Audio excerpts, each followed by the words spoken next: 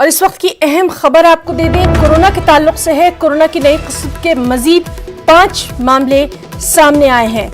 4 मामले पुणे में और 1 मामला दिल्ली में जांच के बाद सामने आया है। तो इस तरह से कोरोना की नई किस्म से मुतासिर होने वालों की तादाद अब बढ़कर 25 हो गई है।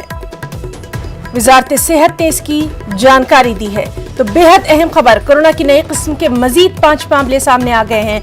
इस तरह से अब कोरोना की नई किस्म से मुतासिर होने वालों की तादाद बढ़कर 25 तक जा पहुंची है। 4 मामले पुणे में और 1 मामला दिल्ली में सैंपल जांच के बाद सामने आया है और वजारत सेहत ने इस बात की तस्दीक कर दी है। तो कोरोना की जो नई स्ट्रेन सामने आ रही है उसके मजीद 5 मामले देखे गए हैं। 4 मामले पुणे में, 1 मामला दिल्ली में सामने आया है। इस तरह से अब ये तादाद 25 तक जा पहुंची है। तो इस वक्त की बेहद अहम खबर,